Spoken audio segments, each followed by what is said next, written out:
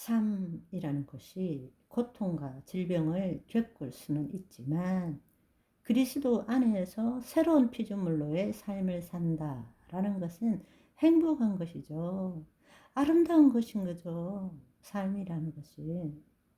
내 스스로가 존재한다니까 어쩔 수 없이 주어진 삶을 살려고 하니까 괴롭고 힘들지만 생애의 관점을 바꾸어서 내가 주체가 아닌 하나님의 아들 그리스도가 주체가 되어 그리스도와 함께 하늘의 상속자 신분의 내가 될 때 우리는 내 본향이 하나님 집에 있는데 그 하늘나라에 있는데 우리가 이 땅에 몸을 가지고 하나님을 나타낼 수 있는 특권을 누리도록 우리에게 지금 허용하신 것이 이 땅의 삶 아닙니까? 내 생각과 감정에 묶여 있는 것이 아니라 하나님의 마음으로서 이 땅을 보면서 살아간다는 것, 그것은 아름다운 일이죠.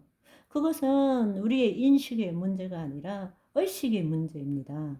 죽음은 인간의 과거에 대한 모든 집착이나 반대로 저항, 미래에 대한 추구로부터 우리 자신을 해방시켜 주는 거죠. 우리의 영혼이 몸으로부터 해방시켜 주는 거죠. 우리는 지금도 추구하는 삶, 미래에 가서 헤매며 만족시키는 삶을 위해서 살아가고 있잖아요. 그것의 졸업이 바로 몸의 죽음이라는 것입니다. 더 이상 추구하지 않아도 내 영혼이 온전함을 누릴 수 있게 되는 것이죠. 또 죽음은 끝이 아니라 영혼에 대한 사모함을 갖게 되는 것입니다. 천국 소망을 갖게 되는 것이에요. 아멘. 죽음이 끝이 아니라는 것을 알기 때문에 죽음 이후의 차원이 다른 존재로 변화되고 내 본향으로 간다라는 것을 알게 해주는 것이잖아요. 그러니까 이 죽음은 정말로 두려운 것이 아니라 우리에게 위대한 스승일 수 있다라는 것입니다. 그런데 문제는 뭔가 하면 대부분의 경우 이 위대한 스승을 되돌이킬 수 없을 때 만난다는 것입니다. 마지막 때, 몸의 죽음의 때에 만난다는 거죠. 이 위대한 스승을 일찍 만났더라면 정말 몸이 있는 동안에도 행복한 삶을 살 거고 몸이 죽은 다음에도 더 행복한 삶을 살 수 있는데 스승을 만나기는 만날 텐데 너무 늦게 만난다는 거죠. 마지막 때 대부분이 그때 만난다는 것입니다. 우리가 그렇게 생각하면 우리는 이 죽음이라는 위대한 스승을 빨리 만나야 합니다. 예, 빨리 만나야 돼요. 본향을 삼아하는 우리가 되었으면 좋겠습니다.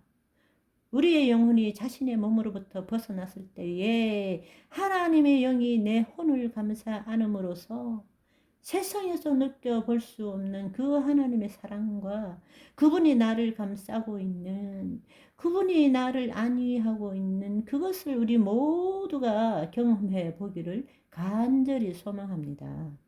그것은 어려운 일이 아닙니다. 내 거짓 자아를 내려놓으면 되는 일입니다. 과거에는 기도를 한다는 것이 의무감이었습니다. 그러나 그것을 맛본 후에는 그 기도가 의무감이 아니에요.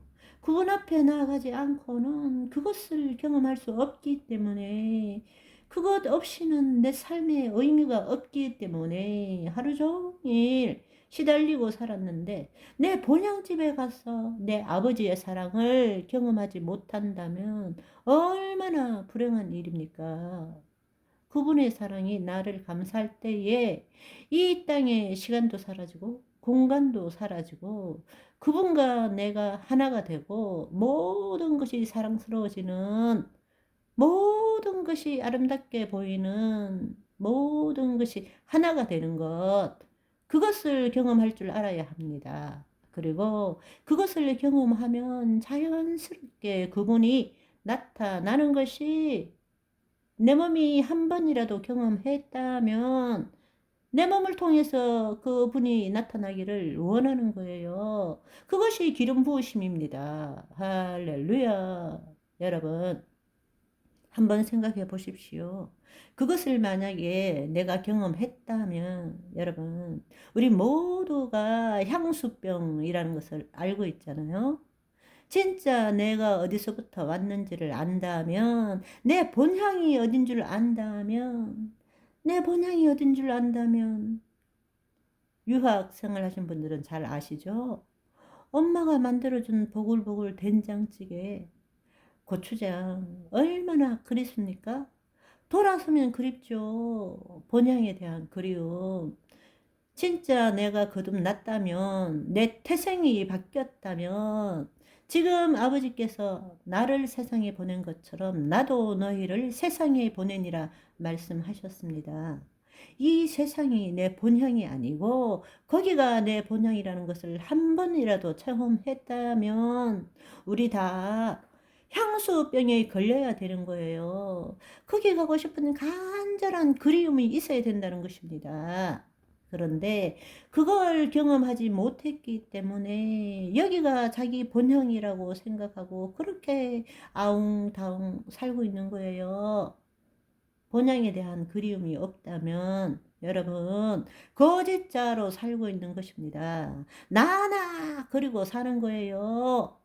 그런 의미에서 몸의 죽음이라는 것은 마침내 그렇게도 기다리고 기다리듯 하나님이 이 땅에서 내 몸을 통해서 하나님을 나타내는 것도 아름다운 일이지만 반대로 마귀에게 시달림도 있었잖아요.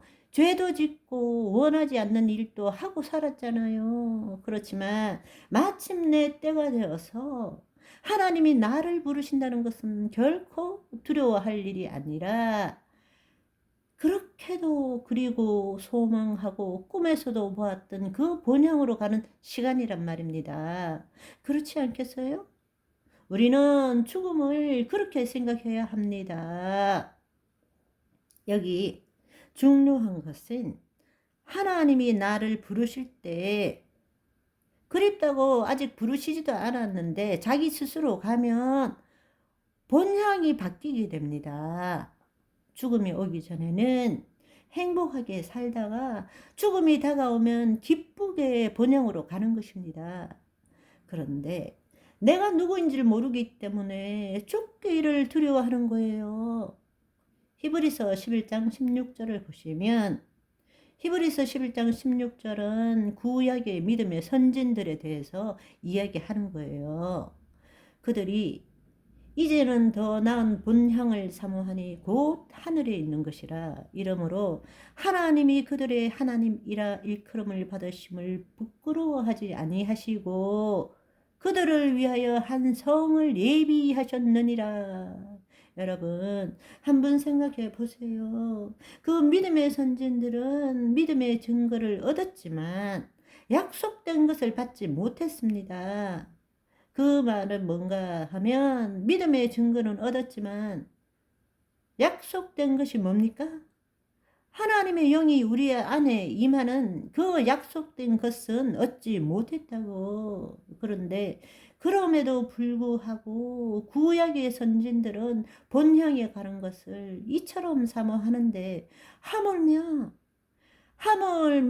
하나님의 영이 우리 안에 있는데 우리는 본향을 얼마나 본향을 사모해야 되느냐고요. 그런데 놀랍게도 본향을 사모하지 않아요.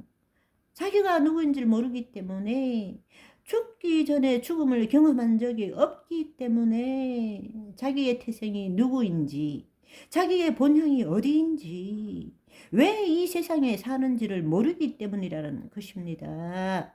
그렇지만 여러분, 죽음은 끝이 아니라 새로운 시작입니다. 그 새로운 시작을 상상하며 오늘도 여러분을 통하여 마음껏 하나님이 나타나시게 하는 행복한 하루가 되시기를 소망합니다. 할렐루야.